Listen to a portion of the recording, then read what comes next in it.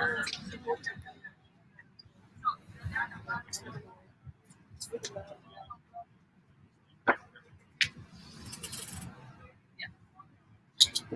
to go big, they kept scoring.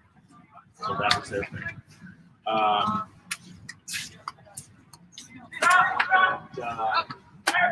Ev said, you were with the money. You guys never had it. You know, like, But you're muted. yeah, the start and finish of the game is really fun. The middle chunk of the game is really good. But the first point after half, the end of the game, the start of the game, they just didn't get it. So the middle chunk was like where they played their best. They played their best when they're like, we're not going to like pay attention to Dino's defense. We're just going to run our system of moving this really quick. And Dino couldn't stop them. It's when they held on to the disc, got nervous, took big shots. Dino was just like, that was probably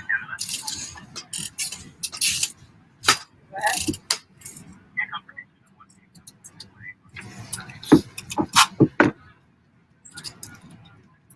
You got this?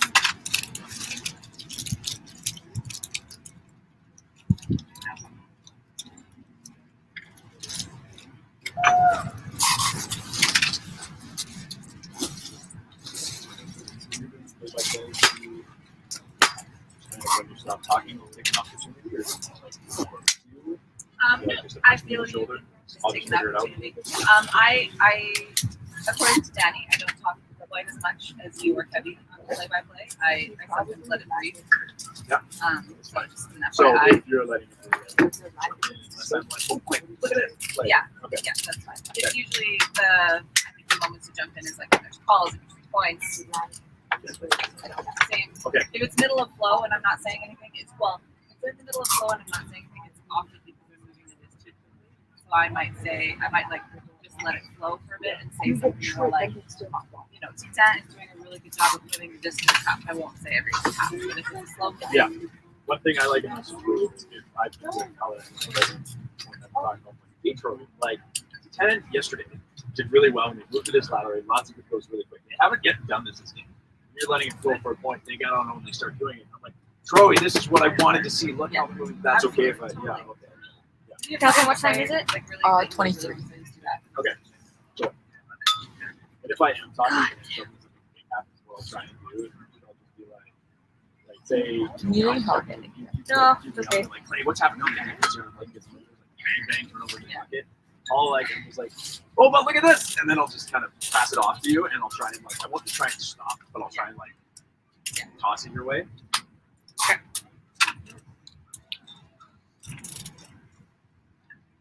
What time you got? Which time we have? It's 8:23. 5 minutes before that.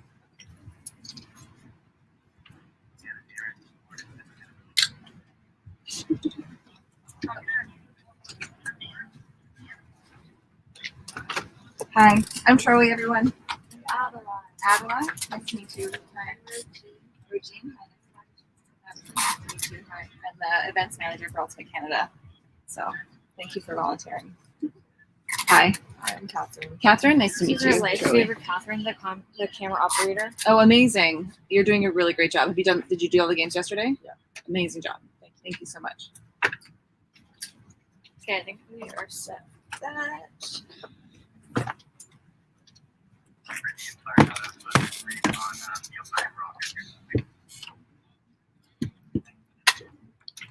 I fixed it, so I don't think it will be as blurry today when we move in. Okay.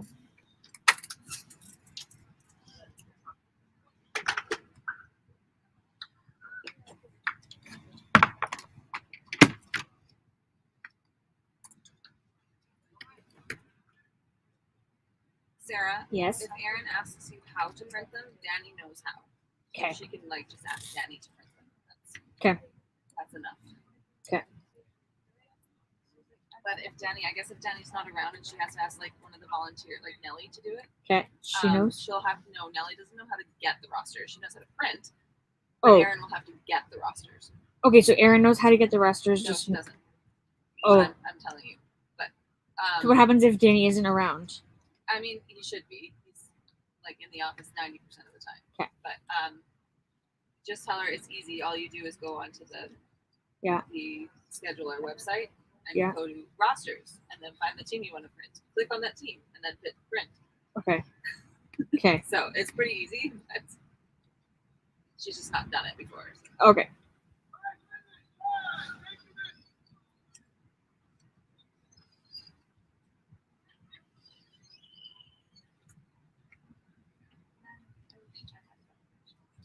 Still trying to convince Yang.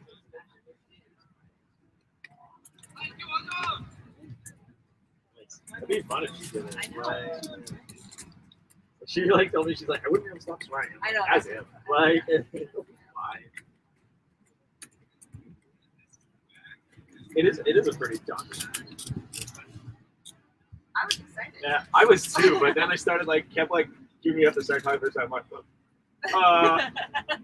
Yeah, so and I'm just like, okay, I'm doing it. Like,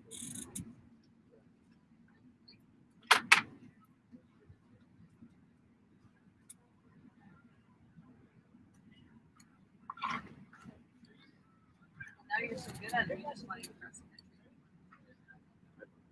it's so fun. I know. I wish Wifton would ask me more. Yeah. It's so, and even in national team, I enjoyed it. But there's a point where I look at this.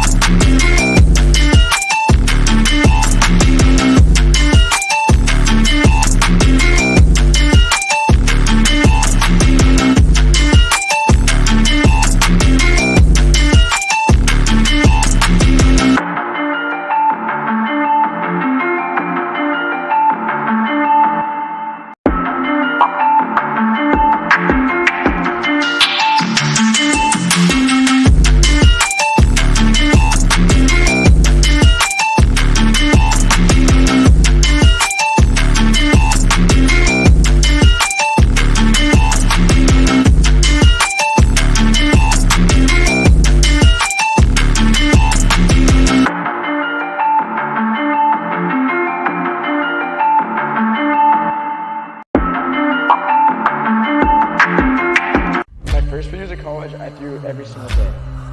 Of course you want to be a champion. Of course you want to be working towards winning titles. Be happy, but never satisfied.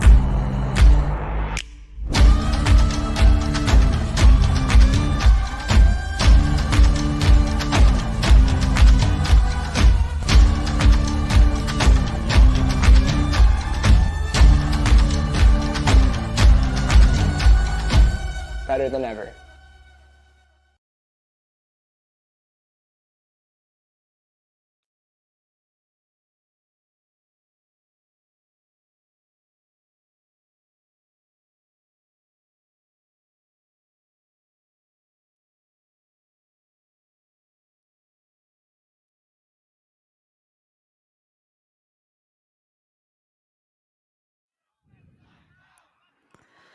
Good morning, Canada.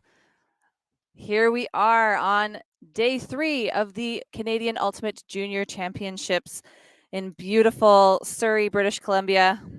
We are located at the Newton Sports Complex here on the traditional and unceded territories of the Semiahmoo, Katzie, Kwantlen, Quaquitlan, Kaikite, and Tawasin First Nations.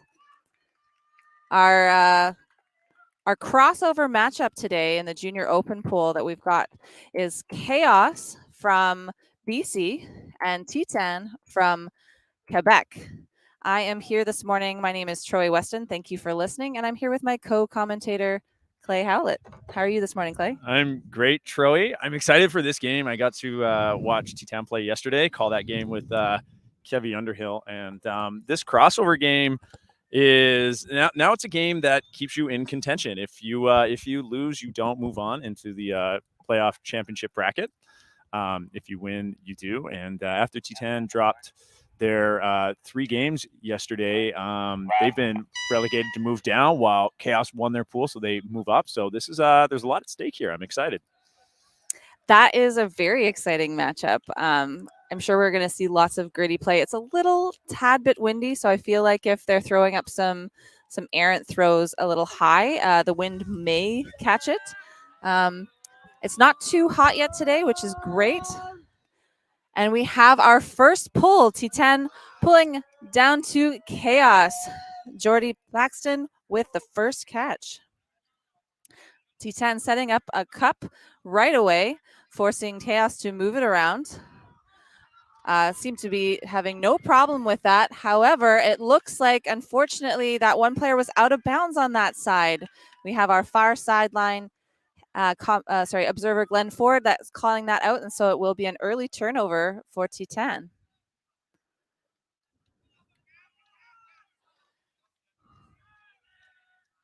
Having troubles finding someone upfield, but a nice little IO break gets it up there. And T10 with their first point and a break point to start this game off. Clay, did you see who caught that in the end zone? I believe that was Metja Ul with the goal. Interesting thing on that turnover, Troy, we actually saw that a lot on this field yesterday. The lines are painted blue and for the sideline, and it is actually difficult to see while you're playing. Usually, you know, as a player, you get a sense of the sidelines and everything. You get that spatial awareness, and it you can see it sometimes just out of the corner of your eye, but on this field, that faint blue line is actually difficult to see. So even though Chaos didn't seem to be having trouble working it through that cup, just making a catch out of bounds, turnover. That is too bad, and hopefully the players will get used to that as the play continues. You can kind of see on the far sideline the cones are just outside the white line, which stands out a little bit more.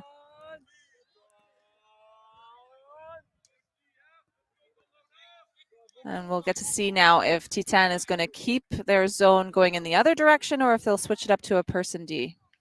This is a good start for T10 yesterday in their game.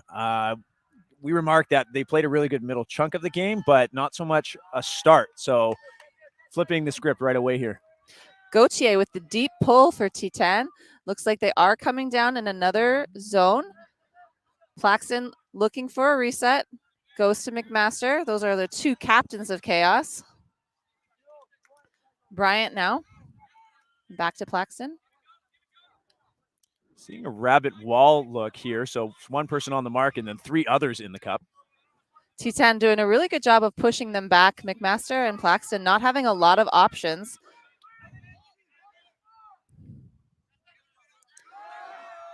McMaster with the huge huck. Lots of pressure from T10. But Faulkner is able to hold on to that disc. Send it now back to Plaxton. T10 choosing to keep their zone on this deep on the field. Karomi. Plaxton looking to break through the cup again. Has to dump it back to Karomi. Bryant swinging the field over to McMaster again. Looking for a little bit of a change, hoping to get some kind of movement through the cup by swinging that around. But T10's cup just clamps down very quickly on that far sideline. Pushing them backwards here. That huck was caught at the brick mark, and now we're almost back at the other brick mark. So T10 doing a really good job locking them down and forcing Chaos to move it backwards. That is definitely a huge testament to a great zone defense by having a huge throw come through and still being able to contain it and even drive it back. Plaxton with the huck. And our T10 player is able to just get a piece of that, knock it away. So we have another turn.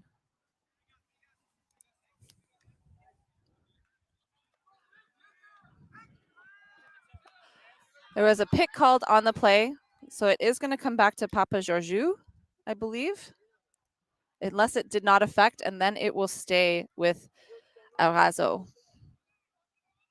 which it looks like is the case. Too bad for Titan, as 33 Robin was wide open for a huck there.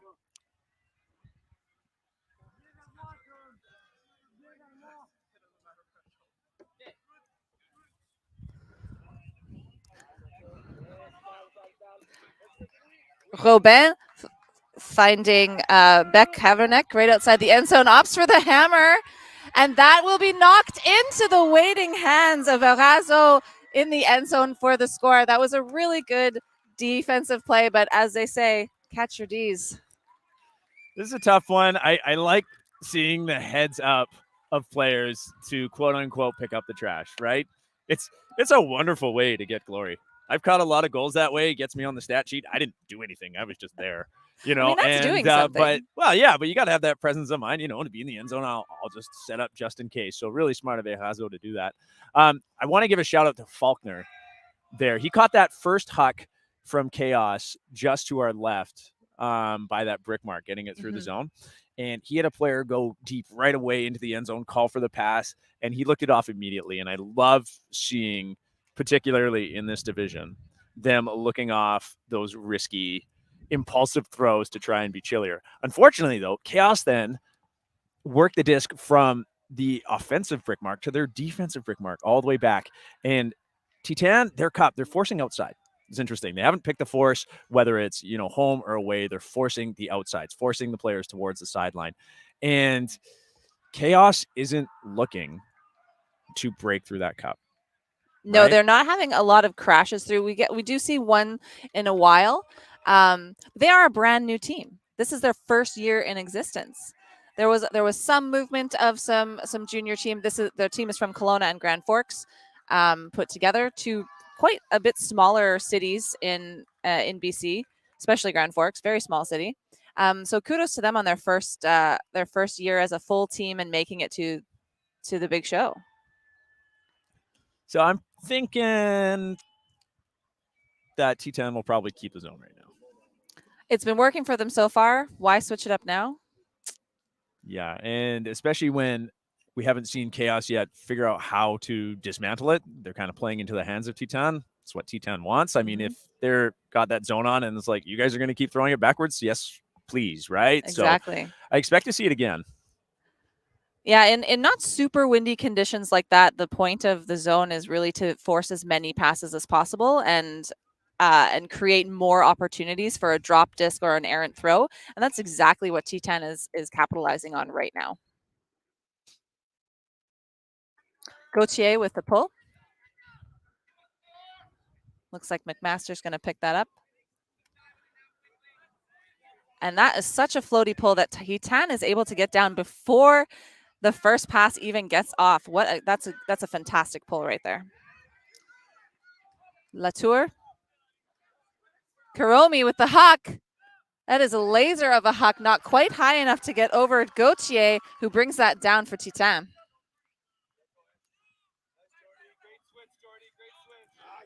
Papa Giorgio, a little give and go here with Gauthier. And an interception from Chaos will have them the disc back. That is their Chaos's first D of the game. Can hear on the sidelines the T10 defense calling for person D now instead. So we'll see how Chaos can fare against person. Latour with the dish off to Plaxton. And Plaxton with the huck again. But it cannot connect with his end zone player. 2 hucks in a row, both to somebody that wasn't striking. Right? So Chaos here has taken 2 shots to someone already standing in the end zone. Yep. As the deep defender there, who I believe that's Gauthier, had no problem sitting back there and just watching the thrower line up and throw that huck. He didn't have his back to the thrower while he was chasing someone down who was striking, right? He was set up and ready to field anything. So if Chaos is going to take those shots, they need someone who's going to run onto the disc. 100% agree with you, Clay. We have Gauthier trying to get it off the sideline. Finds... And then the huck comes up to the end zone to a streaking player, and that's where you want to throw the huck. You want to throw the huck to nice leading pass to a player streaking to the end zone. Unfortunately, it's just a little bit too far, maybe a bit of a misread, and no, could not quite connect with the disc. I think Dunnett didn't have position, but great job staying on the pressure to force No to go up early, which he wasn't in position to get. I think without that pressure, No could have just relaxed and made that catch. What that huck did do is now allow Titan to set their cup up once again to try to contain Chaos. We have the big huck from Kuromi trying to find Faulkner. Finds him just outside the end zone. Gauthier can't quite get a piece of that one enough. And McMaster to the back of the end zone for Chaos's first score of the game. That was a massive huck, and they called a travel on it. Oh, no. no. You hate to see it. I mean, end zone to end zone. I mean, we as the spectators hate to see it. The T10 players over here are loving it, just giving me all smiles. But, you know, that was a great huck. What I loved about it, that's exactly what I was talking about. You had Faulkner striking, running deep, able to run onto the disc, and he had position that way. So Chaos, do more of that. Make those hucks. Just unfortunate. Troy, right here, this is interesting. I was talking to the observers, and they say a lot of teams who haven't played with observers and in these high-pressure games don't know when to engage the observer. Does number 9 here,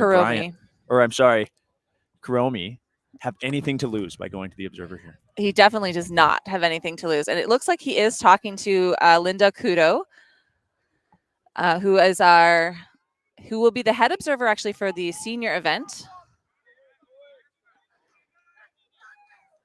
Now, I believe you can go to the observer for a travel call. Absolutely. I really wish you did, because the result is the same whether you do or don't, and if you lose that call. It doesn't look like he's decided to go to the observer. And T10 are setting up their zone once again. Plaxton looking for an outlet. Done it now. With the scoober over top to McMaster. Great grab on that. McMaster with those big fakes. Very believable, though. He's got those hucks. Plaxton.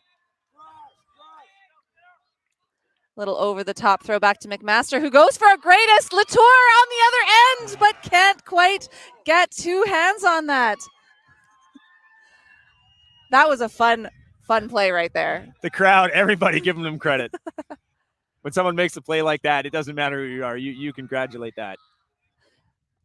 Beck Havernick. Rabassa back to Gauthier.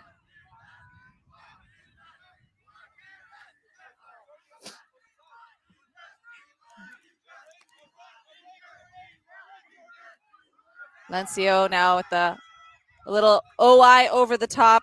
Drouet on the sideline. Kuromi tries, and he gets in the way just enough so that Titan can't quite get a read on that disc. So sometimes even if you don't quite have a play on it, just getting in the way is enough to just knock the offense off their toes. And Kuromi calls a timeout for Chaos. This might actually be the second one of the half already. Yeah, I wasn't sure if they called one earlier. Well, maybe we can check in with observers Kudo and Ford about that. That's 2 pressure defensive plays by Chaos, right? Didn't get their hands on it. One was to Uhl earlier, and then Kuromi are just making another one, staying part of the play, even when you're positionally beat, and just getting in the way, getting your hands up, making the receiver think about you and not just about the disc. So really loving to see Chaos sticking with that. Condition-wise, Troy, it's interesting watching the pressure zone here from T10 because we've kind of been a broken record earlier in the tournament about, hey, you know what? It's windy. Not so much right now. The days here in Surrey have kind of been starting pretty calm and then getting windier as the day goes on. But this rabbit wall they have, where they always have the same person on the mark, forcing outside in a big wall, having 4 people around you on a thrower is a lot of pressure. So this zone is not really taking advantage of conditions. It's just throwing an immense amount of pressure on the thrower. And they're so fast as well. That is another thing that's able to keep them with that containment, is they can get so quickly to the next pass that Chaos doesn't have another option upfield.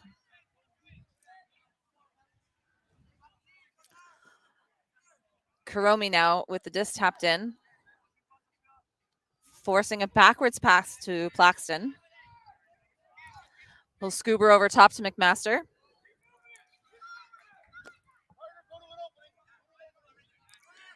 Oh, through the cup. Is Latour going to come down with that? No, that's a huge grab there. A great D from Beck Havernick, but he immediately pulls a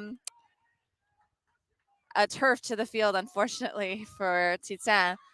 Plaxton finding Latour downfield with a big hole and no mark on Latour.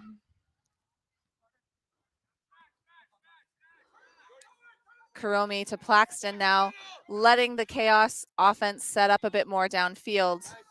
McMaster. Back of the end zone, looking for Latour. It looks like it's going to sail out the back of the end zone. They're getting just a little too excited as they get close to the end zone there. Chaos has had really good handler movement in the zone, and I think when Titan. So it looks like we have an injury call here, Troy. Oh, yes, it is. It looks like the coaches from the sideline were informing their player of how to call an injury sub. Plaxton will be coming off the field. I'll finish my thought. Sorry. Real quick. No, that's okay. I just noticed the injury. The Chaos offense, what I've noticed is as soon as Titan's zone melts to match defense, Chaos stops looking at their handlers. They only look downfield, and they've had really good movement with their handlers. So maybe they think, oh, now's our chance to go for the cutters. When if they kept going with the handler movement, they might just be able to do a few give goes into the end zone here. And that was Gauthier, just couldn't quite connect with Papa Georgiou. So McMaster will get another attempt for Chaos. Karomi streaking up the line. McMaster looks him off, though. Instead finds his cutter. Bryant this time. An over the top around the defender to McMaster with the leaping grab, and Chaos now has their first point of the game. I see no travel calls on the field. So great for Chaos to get on the board. I mean, it's so early. Now it's only a 1-point game. And Chaos energy is chaotic. Okay, I'm sorry. But it is, they're up.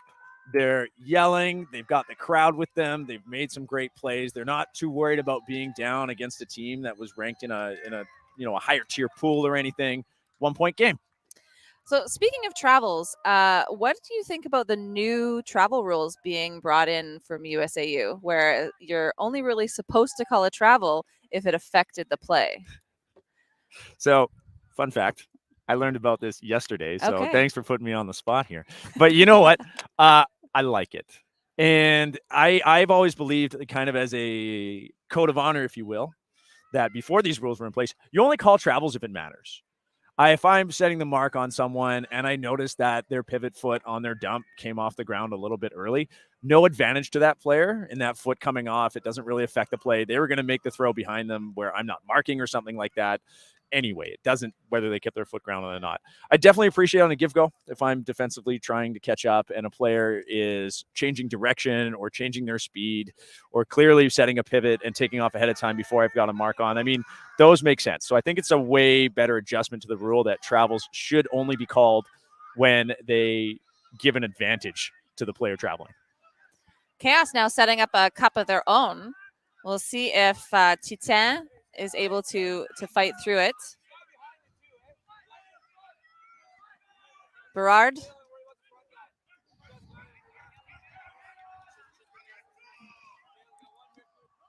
Obella. Mayo. Back to Berard. Titan finding a few more holes through that cup, then Chaos is able to going in the other direction. Giguère looks back to Durand as Chaos switches to a person D. Durand again on the brick mark, and an interception from Chaos. Singh immediately looking for that huck, but cannot get it off. Obella now with Titan, resetting the disc to Berard.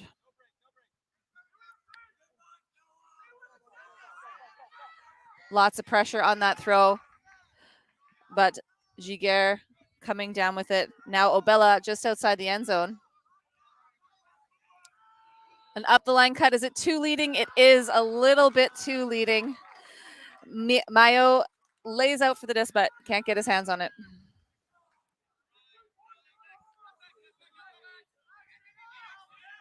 Shoden now for Chaos, centering the disc.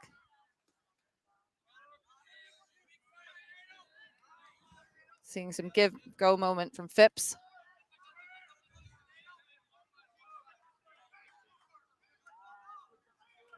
Like to see Chaos get it off the line. That's where they've been struggling today. Just keeping the disc on the sideline.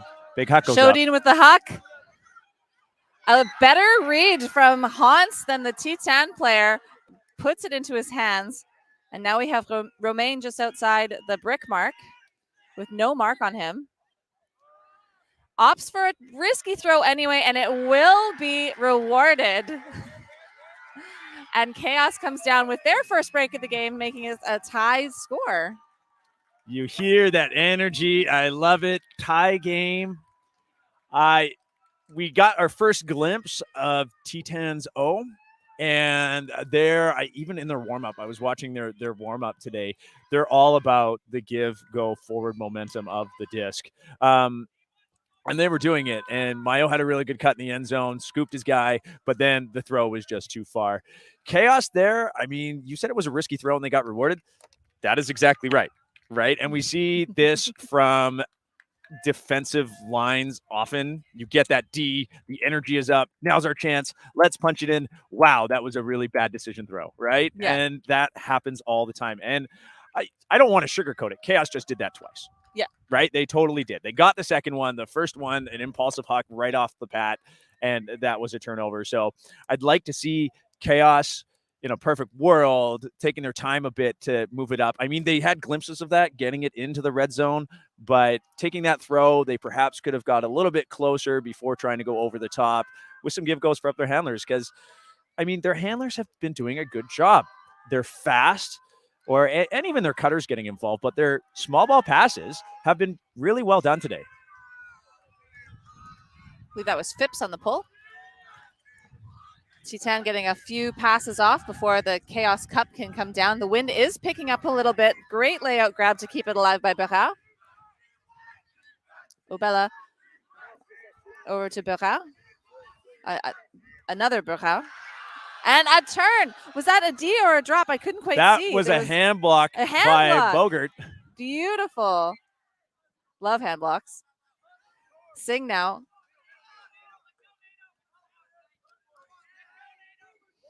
Phipps looking downfield. Finds Singh again. I'm loving Singh's decision making right now. There's a lot of chaos upfield, so he's opting to reset to handlers quite often. Phipps looking back to Romain, and a stall down will be called.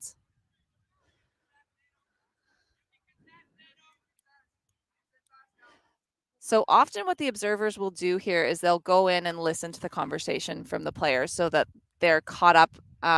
They're not necessarily stepping in immediately. They just like to hear what's going on so that they don't have to get a recap later and take even more time. It will be a contested stall down coming in at stall 8. Romain with the huck. It looks like someone got a little piece of that. So yeah, that's a double D for Titan. I got to say, that's exactly what I'm talking about. Yep. Don't want to see those shots in the red zone like that. No one's striking. It's into traffic. Just work the disc up. Work it up under. And Berard throws it to Obella, but did he toe it in? Yes, he kept it in. That was a nice toe of the line there. Berard with that big bid won't keep it in. Chaos opting again for a risky shot. It's going to be knocked away. The laying out, Bogart can't quite get it. There is a call on the play. I'll tell you, Executive Director Danny Saunders used to tell me that his team from Winnipeg, also called Chaos, was always willing to pick up the disc and take a shot like that, except the cut had to be good. The throw choice had to be good. So there, that throw leading is a really difficult thing to do, but you did have a one-on-one situation with Bogart there. To engage him one-on-one would have been fine, but to make that choice, that throw right away before he's really set up a great cut, not a great choice. No, we saw the Titan player set up a pivot foot in the end zone. Someone tell him he can move it up, and then moved it up. Not really supposed to do that, but no one on Chaos is going to call him for it, so that's good spirit right there. Berard. Jérôme. Durand. Obella now looking. He's about 15 yards from the end zone. Oh, lots of pressure from the Chaos defense causes a turnover. Are they going to look for the big shot again, or are they going to be patient? In my head, I'm just saying, don't do it. Shodan opts for patience and finds Romain on the reset.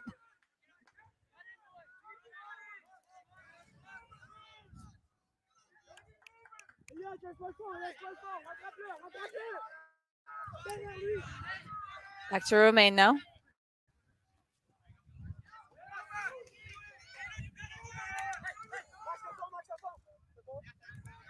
Phipps. Back to Romain again. Titan doing a good job of stifling any cuts downfield. Chaos is forced to play it amongst their handlers. And we had a run through D from Titan there.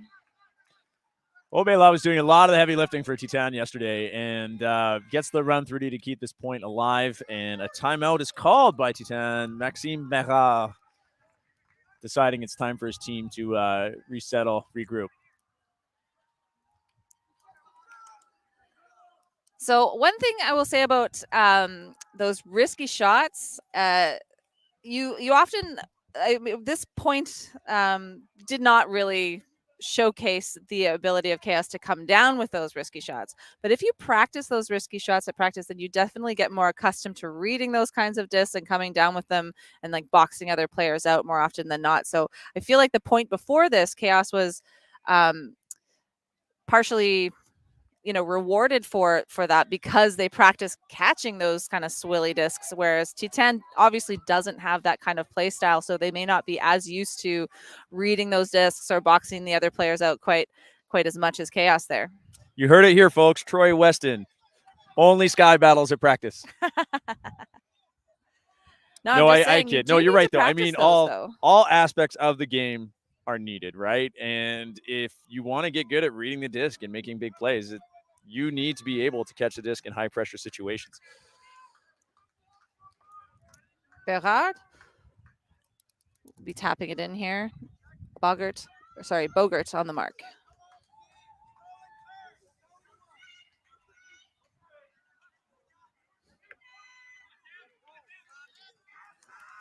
High pressure catch. Berard now looking for the end zone. And that is reeled in by Durand. 3-2 for Titan.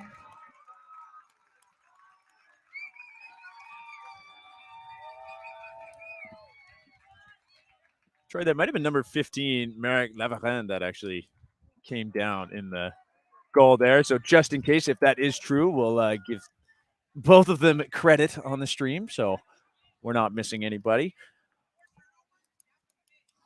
Now I'm listening to Coach, one of the coaches, Coach Karomi over there on the Chaos side. He just said to his D-line, 4 turns in that point, boys, that's a win.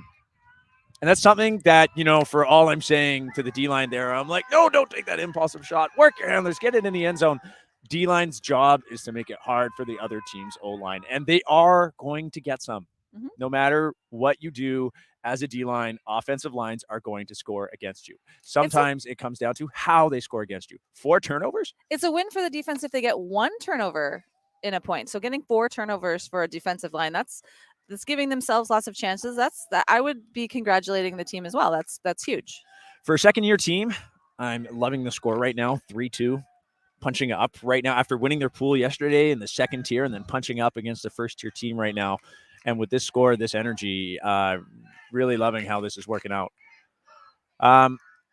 So looks like Chaos is going to put their offensive line back out there. Players we've seen making big differences on offense for them.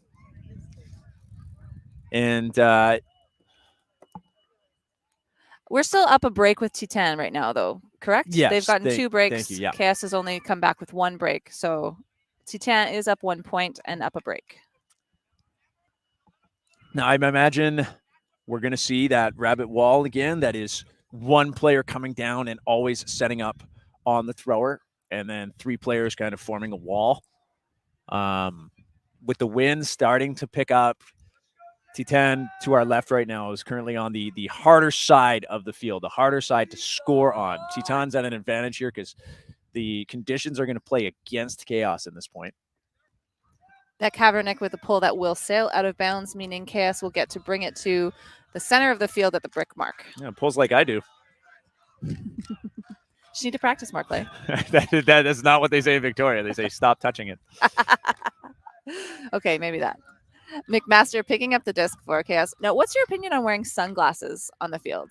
I don't like it. I rely a lot on eye contact. Me too. And so I need that for my play.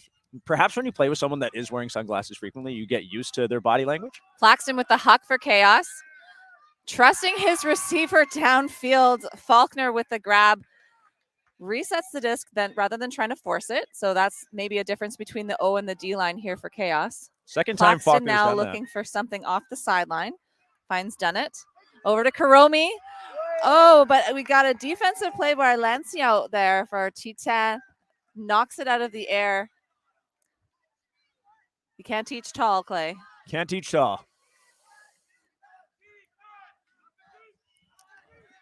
That Kaepernick streaking up the line to catch it back. Huge overarching cross field flick, but just out of the reach of his player.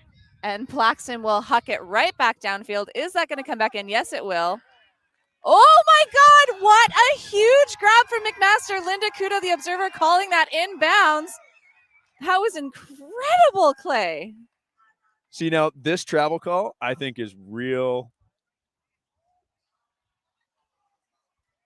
Picky? bad because, well, he said you got to take it on the line, and I'm like, no, he doesn't. He just got up. He was never out of bounds. He landed in bounds. So I don't really get what he's saying. Perhaps from his perspective, he was on the line and rolled out of bounds. But right now, I mean, like McMaster with that amazing pickup, from my perspective, he never touched the blue line. And then as he's getting up to call a travel and say, you didn't move your foot 6 inches over to where I thought your back was on the ground, I'm like, is that necessary? Not really. He didn't make a throw right away. So this is one of those things where I'm like, no advantage gained by McMaster if there was any kind of travel here. So this is the one with that new rule I really disagree with. I agree. And it looks like the observer, Glenn Ford, is having the T10 players back up to where they were when the travel was called, or when the travel occurred, so that there isn't an advantage for the defense either. McMaster will retain possession. Travel's not a turnover regardless. That grab, though. I mean, wow. You never give up on the disc, and that's exactly why. Like, you think it's going to be maxed out of bounds? No. Second chances, second efforts.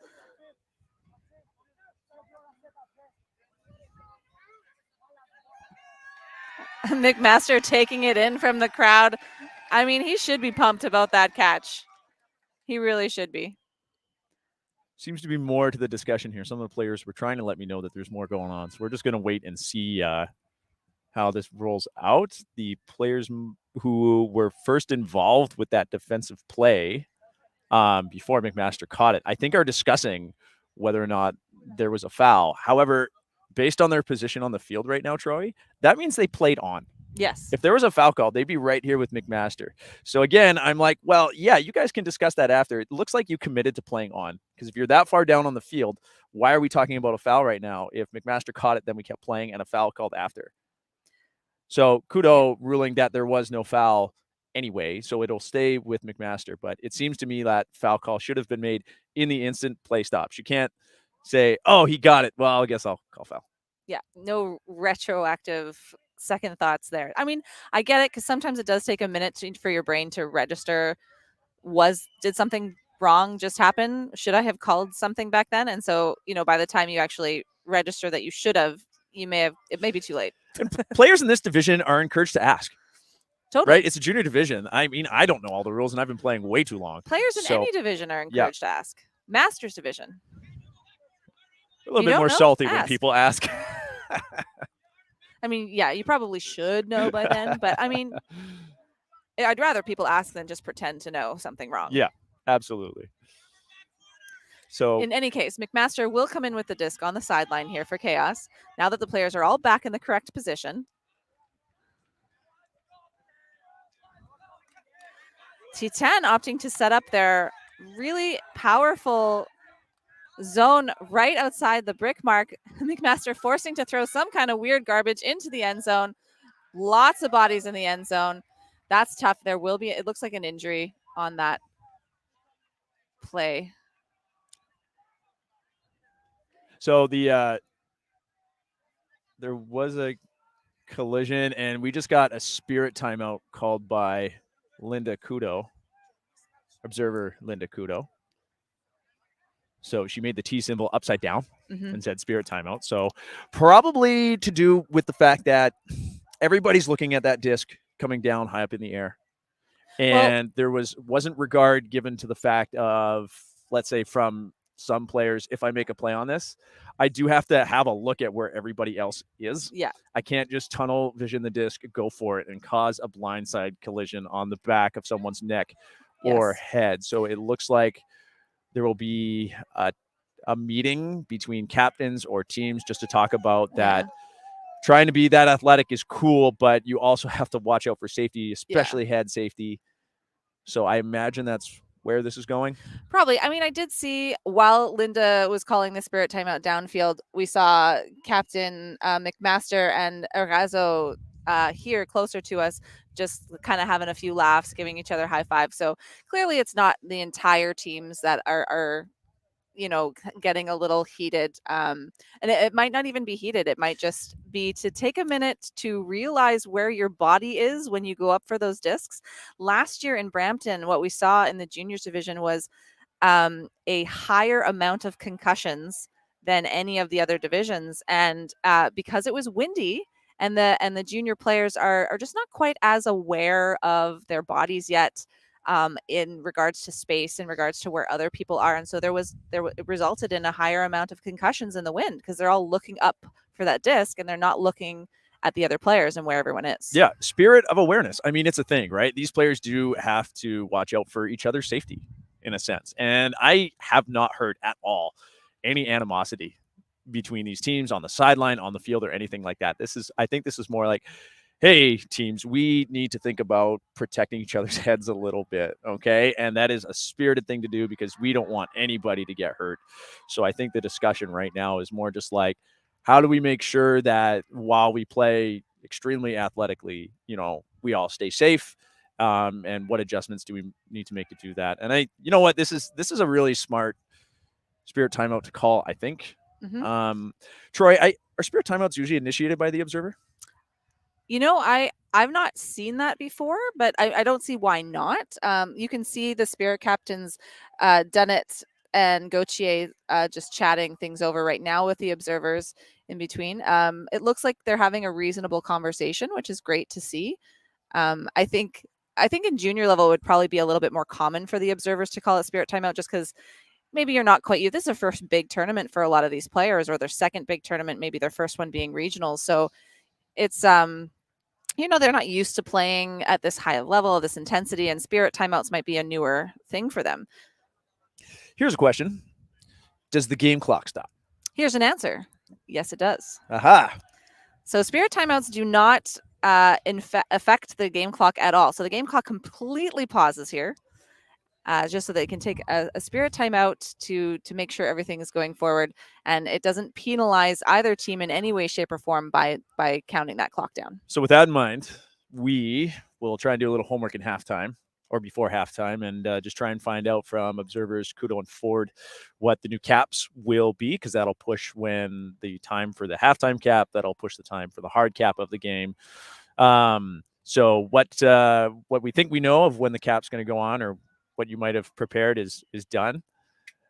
And we've got a photo op here. T10, a T10 photographer initiating a photo op with Chaos here as they work it out in their spirit timeout. So based on that happening, Troy, I think this is going to end in a positive way. Teams are going to have it figured out. We see some handshakes going around here. So and then it looks like they're going to do a circle up and just have a quick summary of what the spirit captains and observers talked about to get everybody on the same page. Yeah, and sometimes with teams like this, if they're having discussions on the field, it can be slightly of a language barrier, just because if your first language is English or your first language is French and you're trying to explain your point of view, it can really be, and your emotions are high, that's pretty hard to translate something in your head to try to explain it. And your frustration could be to not just of what happened on the play, but your frustration could also just be for yourself not being able to express what you want to express in that language. So I can definitely understand that is something that can happen on the field as well. It adds a layer. I mean, I get into spirit discussions with English on English, and I still can't express myself properly. That's true. Fun fact that while most of the conversation and most calls happen in English, you can actually count stall counts in French and English here in Canada. That's part of the CUC tournament manual. It's not obviously in the USAU rules that we typically follow for the tournament, but counting in French and English is one exception that Canada inputs into their tournaments because we do have two national languages. So, French-speaking teams, if you're listening, we expect you to flex that now as you play in this tournament, or if you're playing in the seniors in a few days. We want to hear some counts in French. Assert yourself. I mean, English teams could count in French too. That's true. They should try. Once in a while. I can count to 10. Oh, yeah. So can I. I mean, I heard the excuse the other day. Someone said they didn't know how, and I'm like, don't you learn that in kindergarten, even at an English-speaking school? Yeah. I think you could learn pretty quick. Yeah. But could probably learn it in about 10 seconds. Nice. So discussion ongoing. Looks to be okay. With the spirit timeout, obviously, we never know how long these are going to last. The goal is to reach a positive resolution, not say, hey, let's take a 5-minute timeout. Everybody sit in the corner and collect yourself. Mm-hmm. Well, while we've got this break, it's probably a good idea to remind people of our sponsors that we have. Oh, yeah. We have some really great sponsors for this tournament. Discraft, who provides all of the discs for the tournament. They're really great partner to work with. And their discs are always top quality, and they're for sale if you want to buy one tournament disc. In the merch tent, our apparel partner being Be Ultimate, providing all of the merchandise and apparel for the tournament this year. And there's a big old tent if you want to buy some merch. They've got shirts and pants, shorts.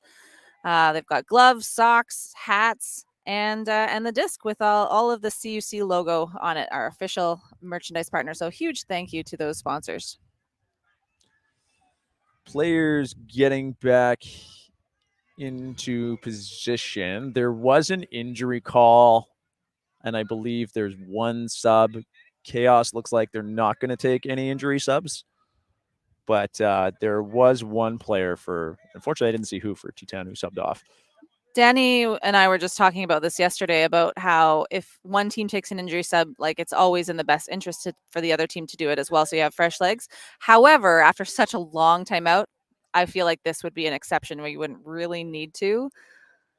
Yeah, you've had your rest, right? So you're probably fresh at this point. I'm just trying to figure out. I believe it's going to be T10's disc, but I'm not 100% sure, because there was a little bit of discussion and call right before the spirit timeout was called because of that big collision in the end zone. I'm not sure if the collision affected the play. If it didn't affect the play, T10 will have the turn. Actually, now it looks like there was a stall down on the throw, but it was a retracted call, is what those hand signals from Linda Kudo is signaling. So it will be a down disc, T10's disc. Thank you, observers, for making clear hand signals so us in the commentator booth can interpret that for the crowd. Gauthier Now with the disc. Beck Havernick. Up the sideline. Lancio. Towed the line by Arazo. Gauthier again. They're really forcing it down this sideline. Arazo opts for the swing, opening up some space. Lancio, 10 yards from the end zone, back to the brick line now, though. And a little give go and puts a score. Gauthier to Arazo. It is now 4-2 for Titan. What a great grab there by Felix Lancio. Oh, was that Lancio with the score? Elevating and just good presence of mind there to bring those knees up, thrust his feet forward there to get in as he was just right on the line. The energy after that long Spirit timeout, both teams, though, still in it, right? No one's got their head down and fizzled out here. Both teams being quite loud, even after getting scored on. Chaos cheering for each other, high-fiving. That was a break. It's 4-2 now, so the offensive line for Chaos stays on. I think that's just about the same. No, we got 1 or 2 subs, but just about the same line as last time. Mm-hmm. You saw Coach Keith Karomi coming out with Chaos, just chatting with the line as they walked on. Keith Karomi and Dan McMaster, 2 of the coaches for Chaos, Bruce Plaxton being the 3rd, but Keith and Dan Karomi and McMaster are spearheading the juniors ultimate kind of league and team from the Grand Forks area. And for those of you that don't know BC very well, Grand Forks is a very small town, very small. And for them to have like a thriving juniors program is so amazing. Love it. Great hanging pull, giving Titan again lots of time to come down in their cup. Their rabbit wall. McMaster back to Karomi. Hammer over the top to the other side of the field. Done it. Able to catch that.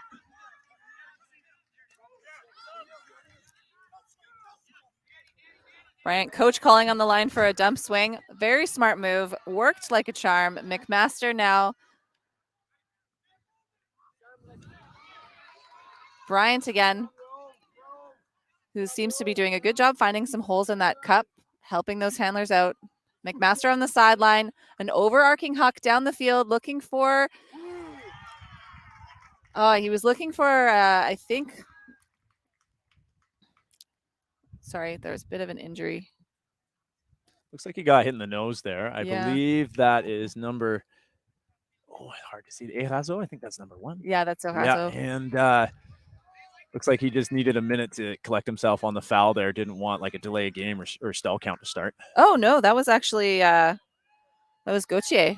Took his hat off and he looked, with the blonde hair, looked like Erazo. Oh, and it doesn't give up on the disc. Beck Havernick bringing that one down on, I think, the 3rd attempt.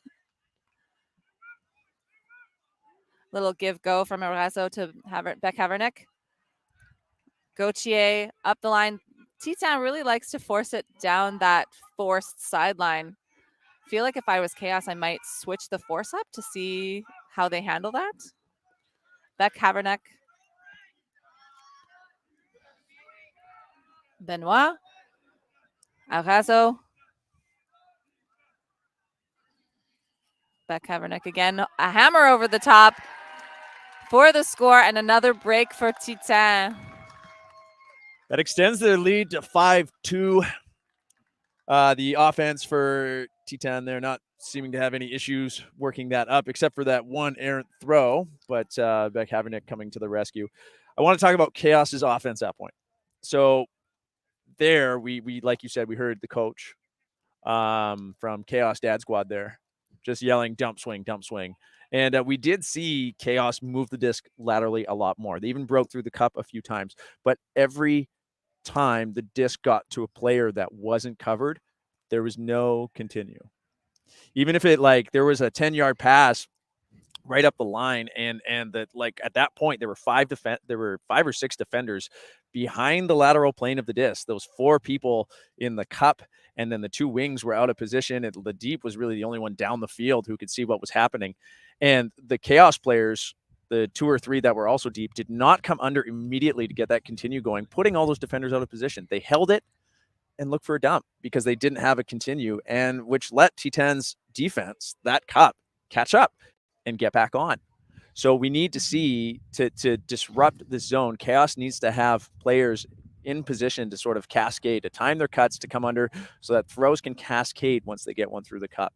Without that right now, they're getting gains, but they're getting locked down over and over and over again. And that resulted in a huck that, once again, wasn't to a moving target. It was not. It was to a waiting target, which also meant he had a waiting defender who was able to grab that out of the air.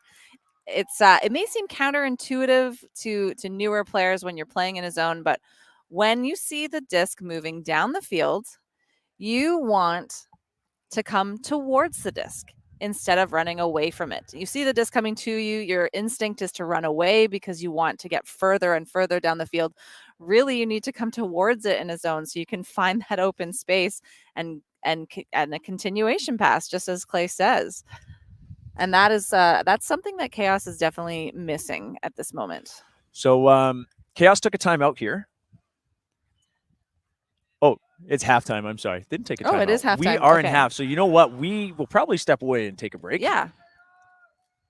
Do we have time? They look like they're walking to the field. We have 3 minutes. Okay, let's take a 1 minute break here, Clay. Okay, we'll be back with you in 1 minute. Maybe do a little homework in the meantime. Find out when the time caps now are.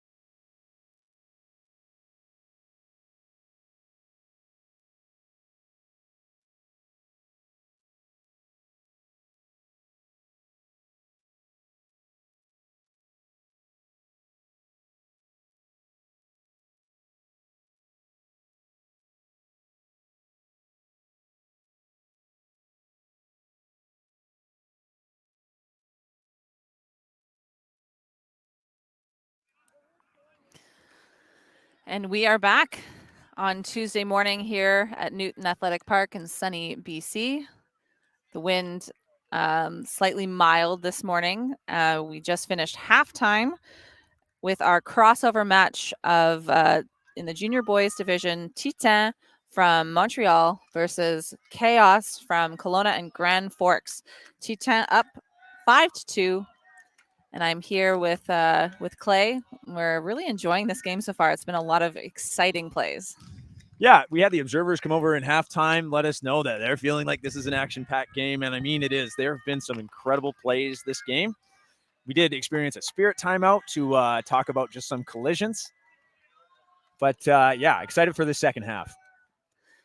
And just for the viewers to know, because of that spirit timeout, the time has been increased, and the time cap will now be at 10 o'clock. And we see our first turnover from Titan of the second half.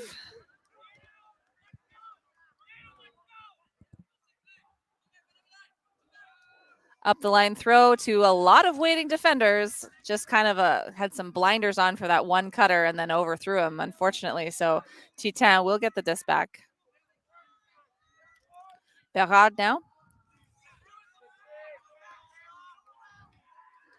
And Titan showing they've got that jam it up the jam line perfected as they continue to do that. It looks like Chaos did switch up the force to a backhand. Back to Berard in the middle, but throws it out of Obella's reach, and Chaos will get another chance. Maybe that backhand force did have something to do with that, and just switching it up a little bit.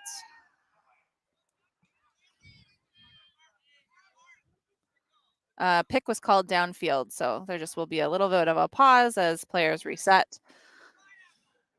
So Chaos here. I'll say it again. Decision making. Mm-hmm. Hit your moving targets. Use your handlers. Use your cutters coming under.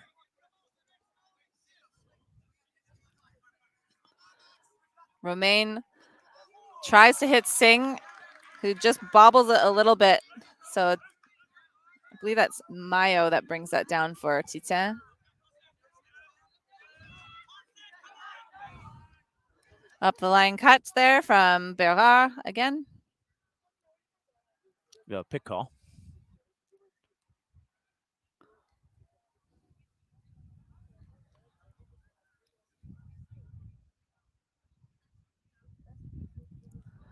Server just making sure she knows what the count is so she can signal it to the players downfield. Berard with an over-the-top throw to Obella into the end zone for a goal. 6-2 for Titan. Titan's offense at point, and I've noticed this has actually been happening with the other Quebec team, Origine. Maybe Titan hates me now for even bringing it up, but I've noticed a trend, and that is the small ball offense they play between their handlers really takes advantage of 3 to 8 yard passes right in front of the thrower. And what we haven't seen from Chaos here is any sort of adjustment to stop that. And when I was watching the open division yesterday, both Origine and Titan struggled to run that offense that they like when teams would front them. Now, I don't know if this is a different style that is being played in Quebec for dumps and handler movement, which it could be. But specifically to Titan and this Chaos game, the handlers are getting on these one-on-ones, and all they have to do is beat their check any way they want to, right? They're just taking advantage of what's being left open in the face guard. While what Chaos could do is work as a team and have 2 or 3 players not exactly do a cup, but sort of stand in the lanes, front their guy and say, I'm going to front my guy on the left of the thrower. You front your guy on the right of the thrower. That way, if we can do a switch or anything like that. But since it's just these one-on-ones with no real strategy except, well, it looks like stick your guy, right? Just stick on him. Titan's just winning that athletic battle. And all they're doing is up the line cut after up the line cut. If they stuck someone in that lane, then that would cut that down. Like, that's all they really need to do. I mean, we say that on the sideline like it's simple. Oh yeah, obviously. But the reason I think we're seeing that from these Quebec teams is because Quebec actually plays a lot of 4-on-4, and they play it more often than they play 7-on-7. Because it's winter there for longer than here in BC, where we get especially in Vancouver, we get the luxury of playing outdoors all year round. They don't have that luxury in the middle of the country. So they play a lot of indoor 4-on-4, which translates to the 7-on-7 field as small ball handler cuts, lots of little movements. And I think we're really seeing that in a lot of these junior teams from Quebec. That's Like fascinating. Titan and Origine. And that pull from Titan is very floaty, but it is going to stay out of bounds. And it looks like we have an offside call from the observer. So, Troy, I just want to bring up someone because a lot of people don't know a particular rule change. Offside now is only ever on the defense. It doesn't exist for the offense anymore because it's now called a false start for the offense. So if you hear offside, it's against the defense. So it looks like despite the offside, Chaos has opted to just take the disc in the middle of the field and carry on. They have to call it, I believe, even though the observer signals it. They have to say they accept it. Yeah.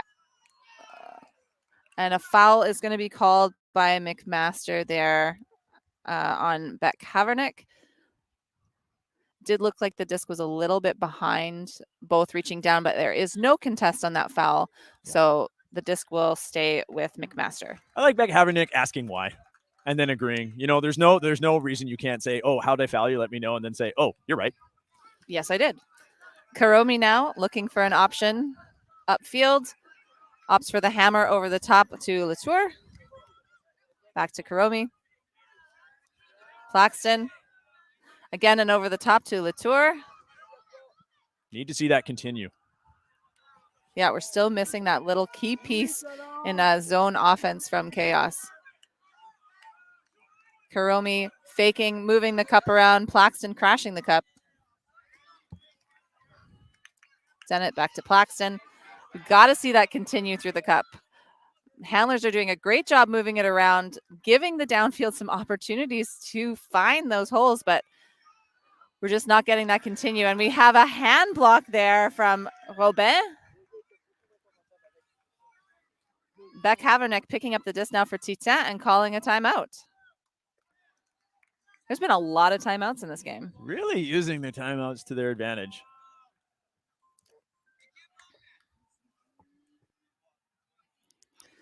Yeah, at this point in the game, when we're getting close to time, when you're leading 6-2, you do get a little bit of an advantage, like a time advantage by calling the timeout, giving Chaos less time to catch up. I mean, you can only do that so many times, but to me, it looked like that might have been why Titan called that one, because I don't see another reason on that in that point. It wasn't a super long point for it to be, for them to be tired, but I could be wrong. Maybe they are. It is getting to be a long game, and we are going to time caps. So we're gonna see Titan on the disc here. Beck Havernick picking it up. What kind of defense do you think we're going to see from Chaos coming out of this timeout, Clay? Well, okay. Now I get to see them do it. I hadn't had a thought yet, but we are seeing a match defense here. Titan let us know they run a vertical diagonal. And we're seeing that set up right now. I actually have no idea how it works, so I'm excited to see how this rolls out. Oh, maybe that's why they called the timeout, so they could set up their vertical diagonal. Gauthier. Oh, a miscommunication between the handlers. Beck Havernick and Gauthier will result in a turnover. Karomi picking it up, immediately going for that pump fake for that deep shot.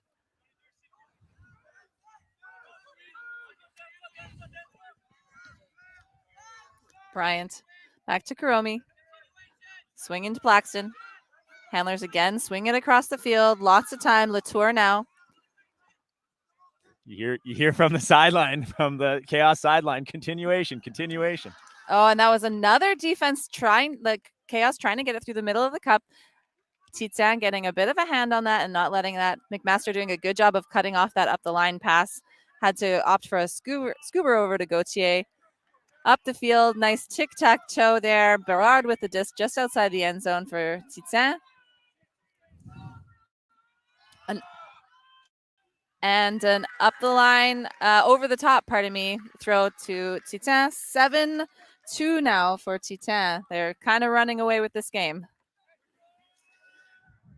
Yeah, at this point, we've seen end zone, continue just to wreak havoc. And Chaos is starting to figure it out.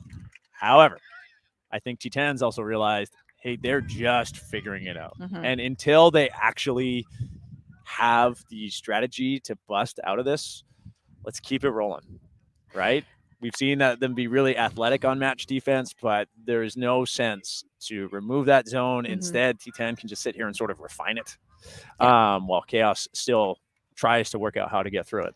Well, and I think the one thing that Chaos has probably picked up on it now is that Titan is really just working the open side. No matter if they're forcing backhand or flick, they're cutting up the line, and they're really that is all they've been looking for, is those handler movements up the line. And if Chaos parks someone in that lane up the line, they might have a little bit more success getting a few turnovers. It looks like on that last point, it did seem to me that Chaos was trying to clamp down on those up the line cuts a little bit more, and we saw a few of them cut off. And so they are starting to do that, but it might be too little too late. And the pull from Titan will sail out of bounds. Plaxton will get to bring it to the middle of the field for Chaos. Titan setting up their cup. No surprise anymore. Not trying to hide it because it is working for them.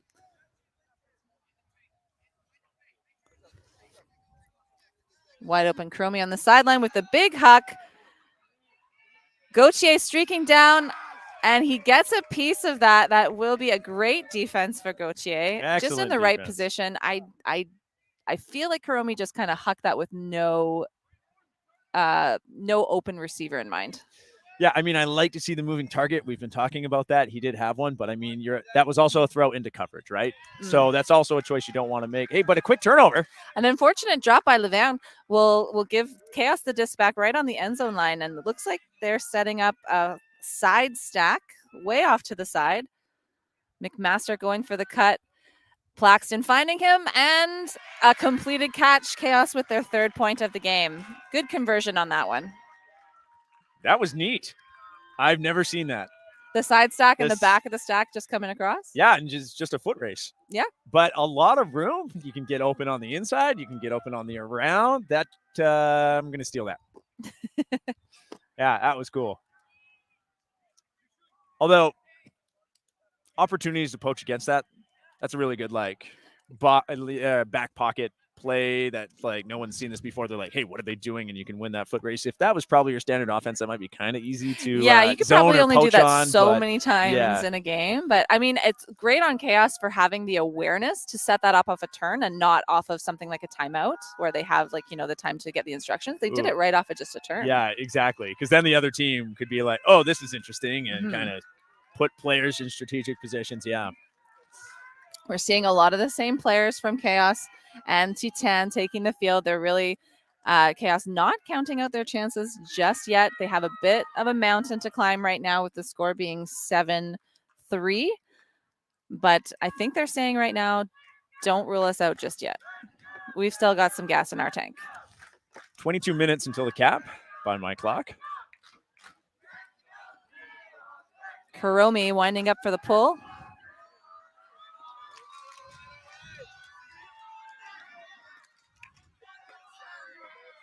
Berra.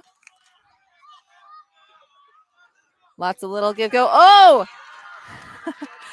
And Phipps gets in the way of that little give go back and forth there between Berra and Berra.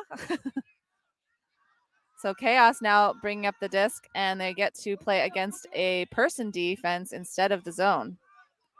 Not surprising, we see an over-the-top throw from Hiromi, but that is brought down by Berra. Once again, throwing to a receiver that is covered. Didn't really have an open shot there. Yeah. Titan playing a little small ball, moving it up the field really quickly. A hammer and a diving Giguère manages to keep hold of that one just on the doorstep to the end zone. Berra.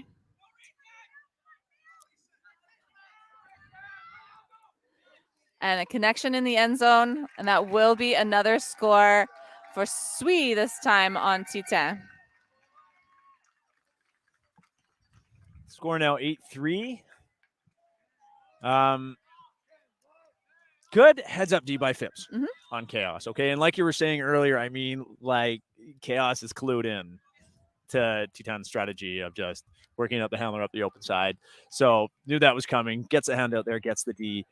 But then the Chaos offense as a unit just too willing to throw and put up a 50-50 to coverage in the end zone. For, again, a receiver that's completely standing still with a defender that's completely standing still. And so it's a game of 500 up. Yeah, and that really, I believe, has been the downfall of their own making in this game. I mean, we're seeing some great defense played by T10. Let's not rule out the fact that they are there to put that coverage. They are there to get that up in the air. But, when that is a kind of a yellow light. You really shouldn't throw this throw, or a complete red light. Like, this is a really bad idea. Chaos is still taking the shot anyway. Right. Yep. And then, like you're saying, 500 up. I mean, T10's doing the work. And T10 is gaining position. They're getting in front and boxing out Chaos more times than not. And so it's not going in Chaos's favor at this moment.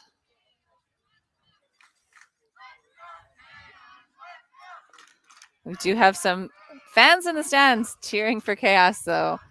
So no one has ruled them out of this game yet. A rolling pull to the front corner of the end zone. That's a nice pull.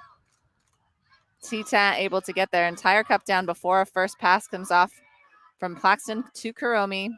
Little give go. Hammer over the top. Bryant swinging the disc. Done it.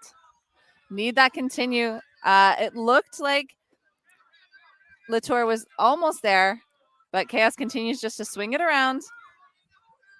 Yeah. There we go. Hammer crossfield. Now, where's the continue? Latour with the continue down the sideline. Much better offense from Chaos we're seeing here. What I've been looking for out of their zone offense.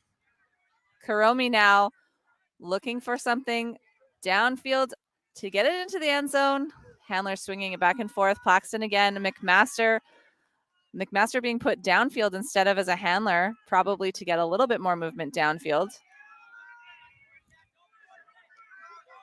This is definitely T10 strategy to hold the defense. Oh, big hammer over the top from Claxton to McMaster, captain to captain for a score. Their Hail Mary over the top did work for them this time. Now, here's a philosophy question, an ultimate philosophy approach to the game. That wasn't like a stall 9. I'm about to get stalled down. No. That was like a stall 4. I've got someone open on the break side. Yes. Do you coach players not to do that? If No. you like, if you got it, you got Heck it. no. I do not coach players not to do that in the double negative sense. So yes, I know I did say that was a Hail Mary, but I actually do commend that decision from Claxton because McMaster was streaking to the break side. He wasn't standing on the break side waiting for that with his defender. He actually made a cut towards the break side. Claxton put it into space for him. He was able to run onto it. I think that's a great decision. I definitely don't discourage hammers by any means. I think they're a really great tool to have in your pocket to get the disc to the break side just for those exact opportunities. And I agree. It's if you have it and it's open, take it. We like in Victoria, we call that plan A, because sometimes it's the easiest and most open thing to do. And if someone's got that throw, why not go for it? Oh, for sure.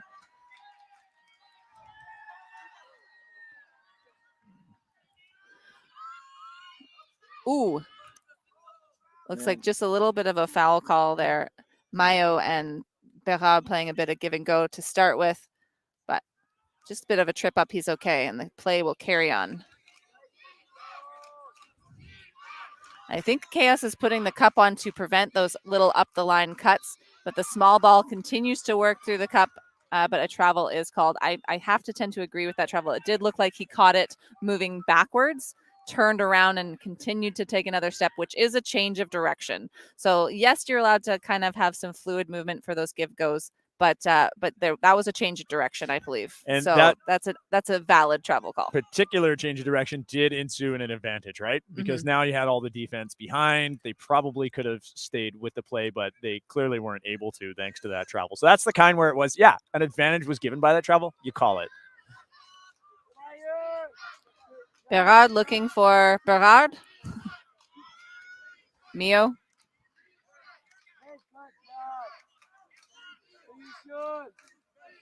Berard again. There are 2 Berards. I'm not just saying that name repetitively. And that looks like an overarching throw. What a grab by Mio. Great read on that. He just gets up to the peak height. And Titan are now at 9 to KS's 4. Bio taking control at that point. He did the give go at the beginning there. He got tripped up a little bit when he was trying to do his give goes, then got a travel called on him. He's like, okay, whatever. And just continued to go speed mode and bring it all the way down like that. And once again, I did say earlier, Phipps had that good heads up D hand block, knowing what was going on with their offense. But what we still haven't seen is any kind of look adjustment change in the way the defense is positioning to shut it down. No, Titan is really just taking advantage. They're finding that open space and they're cutting into it. And what they're not doing is they're especially in the person D, they're not looking. Titan doesn't really look to break. I haven't seen a lot of breakthrows from Titan. Go ahead. I got a thing. Yeah, you got a thing. So again, this is like what I've noticed from some of the Quebec teams here. And perhaps this has something to do with the 4-on-4 thing you were talking about. The resets, instead of lateral movement, is often vertical movement. So instead of breaking around for a dump swing or anything like that, is to say, no, let's just keep the disc moving forward, because, I mean, that's what we're trying to do. And then if we really don't have that option, then we'll resort to the break. So I'm finding that to be a really interesting trend. We're seeing that from Titan a lot, where they're like, well, let's gain some yards or move lateral for a little bit of a loss. They're electing to gain some yards. And when they go for that up the line cut, if it's not there, that is when they're being stifled. So Chaos opting to put the zone on to cut those up the line passes, but unfortunately Titan is just finding this space in other ways, and they're now no longer forced to throw an up the line throw to get that yardage that they're wanting. They're just taking the little spaces that are in the zone. I mean, if they play zone themselves very well, which they obviously do, that means their offense is going to be well practiced against a zone, because you practice against That's why you yourself. got to practice So against it that's somewhere. something you have to think about as a coach. If they're putting down a really effective zone, that means their offense plays a lot of zone offense. So, and here is that zone again. Ooh, a toed grab will be kept in. That was a laser of a throw to Faulkner. That zone. Defense. Chaos moving it really quickly. Faulkner going for the bomb again. Gautier's waiting there. Boxes out the Chaos player again. Sorry, I kind of jumped the gun there, but I wanted to say the zone D from Titan looking so fast. Yeah. Catching up to those dump swings so quickly.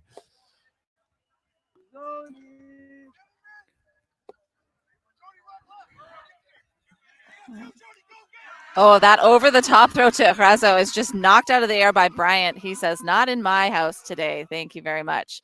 McMaster for the diving catch, but Beck Havernick getting in the way.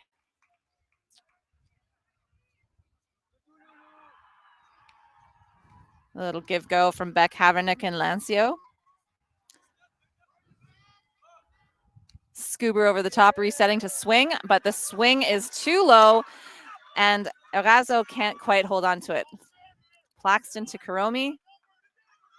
Bryant. Back to Karomi. Do you think that he's going to be patient? Time will tell. Done it.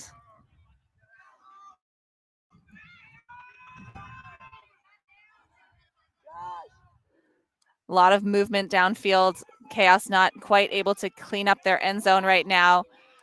McMaster looked like that it was a bit of a jump in from Dunnett. Travel was called, so he has to reset, but this play is still going. And that is a front corner end zone, just a really sneaky throw there from Dunnett. And Bryant catches that first point for Chaos. A messy end zone set. It seemed not as if anyone didn't know what the cut to make was. Like, Chaos seemed to know what the plan was, except they had players lining up in the same role, if you will. So there were 2 or 3 dumps lining up in the same, 2 or 3 cutters trying to line up in the isolation space. So I don't think Chaos has obviously an end zone strategy there. But we didn't really see players kind of taking the initiative and saying, I'm this, and communicating with each other. And I often find, when I'm coaching, is that in an end zone set, you tend to set your shoulders and your face just looking at the thrower, especially when you're in the vertical stack, and you don't kind of, bring your shoulders up, bring your chest up, and just say, I'm just going to take a little scan, look around. Where are all my friends? Where's everybody else in the end zone? And that leads to you being able to say, oh, am I in the hot seat right now, or am I going to yield to someone else? And instead, we're just seeing all the players tunnel vision the thrower and be like, have to be the hero. I was going to say, you know what I call that? I call that the hero complex. It's like, I got to be the guy to save this person. They're stuck outside the end zone. I'm going to go help them. But when you have 6 people on the field saying the exact same thing, it does not work. McMaster with the pull will go out of bounds. Titan, Bryant will be able to, or sorry, Berard will be able to bring that to the middle of the field at the brick mark. Are we going to see a zone from Chaos? It kind of looks like it. No, I was wrong. This is a person deep, maybe a little poachy. That might be the best option for them. Well, you have to poach to the right side, though, I would say, if you're going to poach, not the break side. He's kind of standing in no man's land there. Mm-hmm. Travel called on that throw from Mayo. Oh, no, sorry, that's Sui.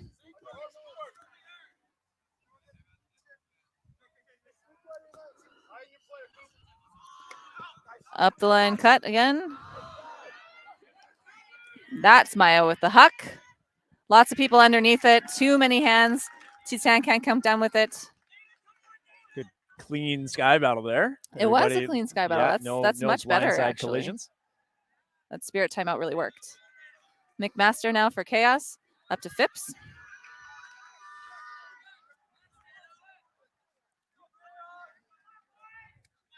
Back to McMaster. Irvine.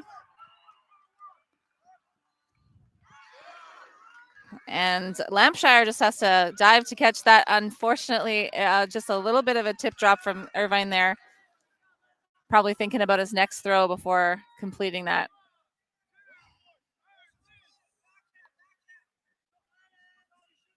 Oh, that was Shoden. My bad. Oh, nice grab for Maya. Oh, there looks to be it looked like he just got a bit tripped up, actually. So let's just get up and reset. Probably maybe a little bit of a foul, an incidental contact there. But everyone's close. okay. Yeah.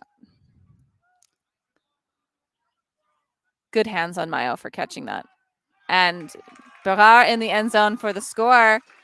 It is now 10-5 for Titan. Defense on Chaos is still doing a good job at generating those opportunities, but they just haven't been able to convert enough of them.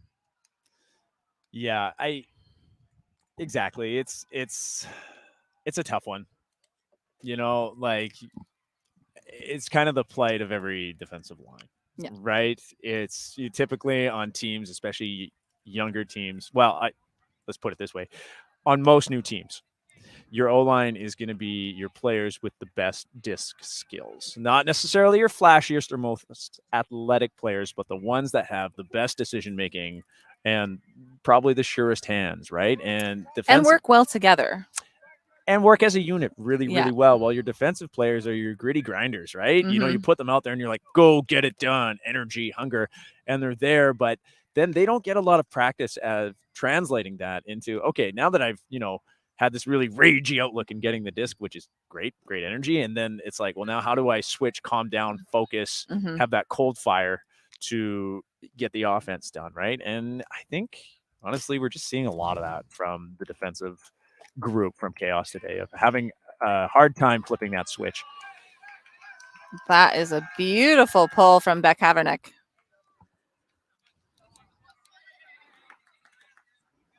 Plaxton and McMaster and Bryant working the disc up. Karomi now taking advantage and moving it quickly through the zone. That's probably an adjustment that they made. This is a bit of a different zone that we're seeing from Titan. It's not their 4-person cup. It's now a 3-person cup. Bryant, Plaxton, McMaster. So Chaos is having a little bit of an easier time through this 3-person zone.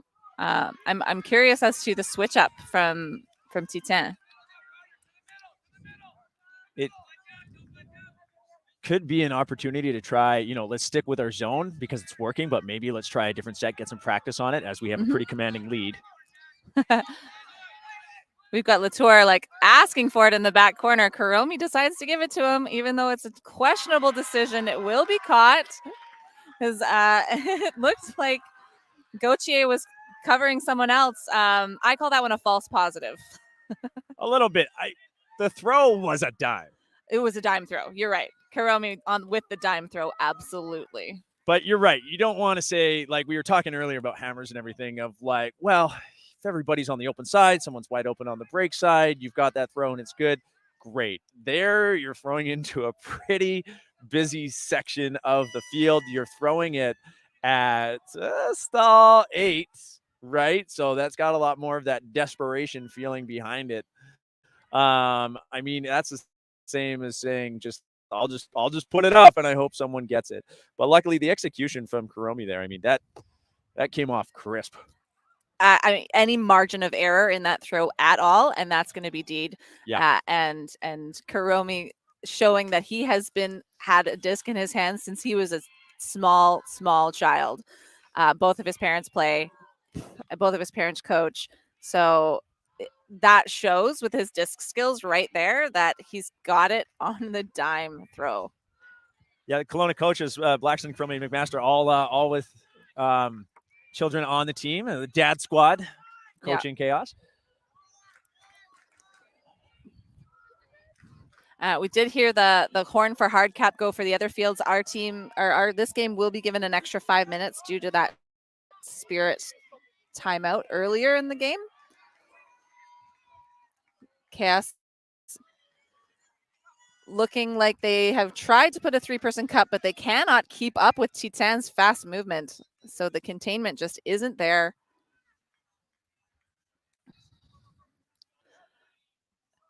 Berard just moving the disc super quickly to one another.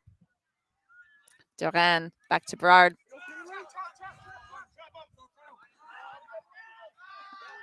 But I think Chaos's players that they've been playing all game are just so tired they cannot keep up with this play from Titan, and they just work it tick-tock down the field, and a score in the end zone to Sui.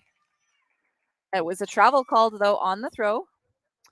It looked to me, I think Latour has a point here, because I felt that was one of those throws. It might have actually been thrown from inside the end zone.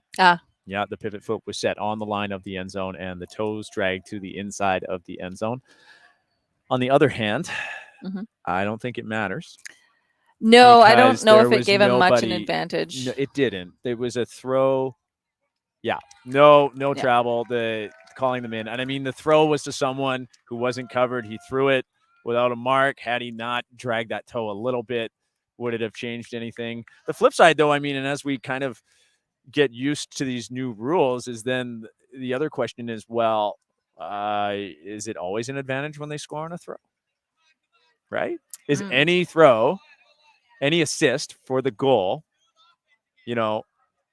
that in where you travel, always an advantage? I mean, that's an interesting way to look at it, right? So I don't know. It's going to take some time to figure these things out. I mean, in that case, I'm going to say no. There was no advantage there. There was no mark close to him being able to put on a mark whether or not he traveled. Like if he was an inch backwards or 2 inches backwards, there's no mark there anyway. Yeah. And there's no mark on the downfield cutter either. Chaos was just struggling to keep up with Titan for that entire point. Titan was just blazing downfield. You could see the faces of the players on Chaos. They're tired. It's been a lot of the same players for most of the game, and they're trying to play defense. They're trying to keep up to every throw the same way that Titan has on their zone, and Chaos just doesn't have that skill yet. Well, you theory crafters out there, you rule nerds, you can bake on that one for a while, right up until Ultimate Canada's Andrew Batchelor just tells us all what is law. So getting down into the final 5 minutes of the game. Nice hanging pull from Titan. Plaxton goes up for the catch. Bryant now. Done it. Oh, we're seeing a person defense from Titan, not their typical zone. McMaster going up to catch that so that Beck Haverneck doesn't have a chance on it. Kuromi. Latour. Back to McMaster. Reins it in. Done it. Showing his patience with the disc. Kuromi to Latour. Claxton looking for Latour, streaking up the line, but Gauthier waiting for it there. Benoit now for Titan.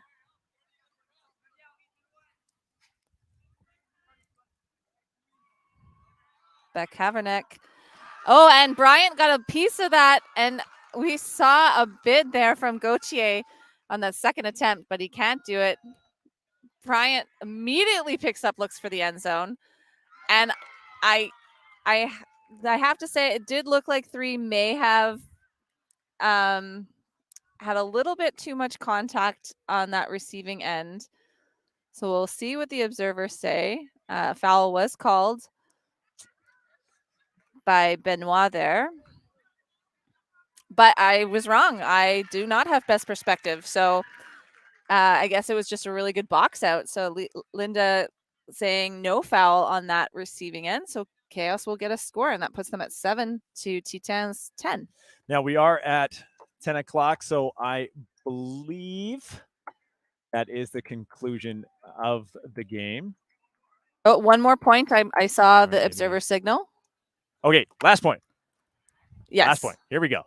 Although at this point, they don't really need to play it out. Although I don't know if point differential matters for this crossover game. I don't think that it does. I don't think so. But, I mean, you like to keep things official just in case. Sometimes that gives tournament directors better ideas of matchups. And you know what? It actually can affect seeding next year, right? Looking at the scores and everything. So I think you play it out officially because everything can come down to 1 point.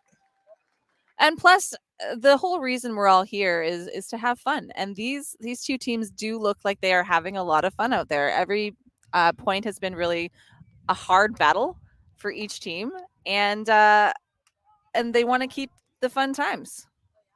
Why not? That's what we're here for. I'm going to take this opportunity then, since we're still playing, to call out Chaos's Brian for one thing. He made a great defensive play. I don't like that he picked it up and threw it right away, because I think that has been one of the things. I mean, we've talked about a few things, but that is another impulsive decision trend that Chaos has been making today that's been hurting their game. And it turned into what I like to call a false positive. Exactly. A happy thing that happened when it was not the best decision. Titan moving the disc up through person defense from Chaos. Giguère just throws it a little bit too far for Mayo. Mayo, as soon as he saw that, I just saw him exclaim that he was frustrated. He didn't have the wheels to get to that one, a little too low. Karomi now with the disc for Chaos.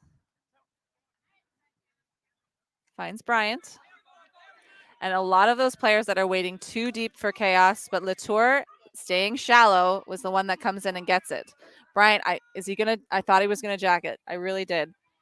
But good decision to dump it back to Dunnett. McMaster downfield, big gainer there.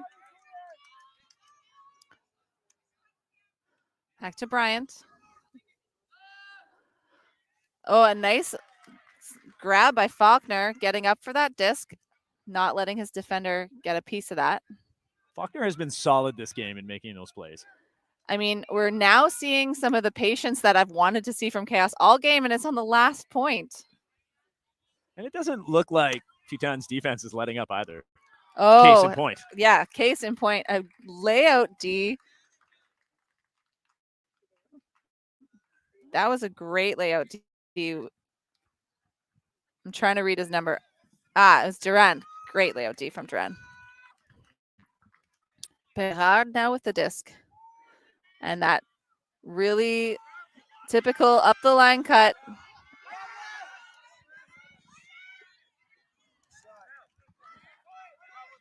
Mayo couldn't quite keep the edge that he wanted on that disc. So Chaos now bringing it back up the field.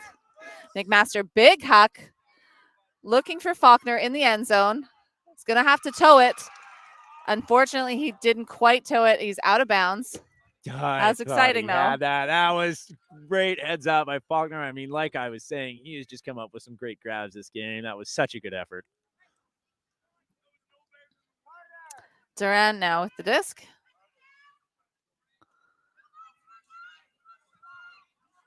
Scuba over the top to Giguère.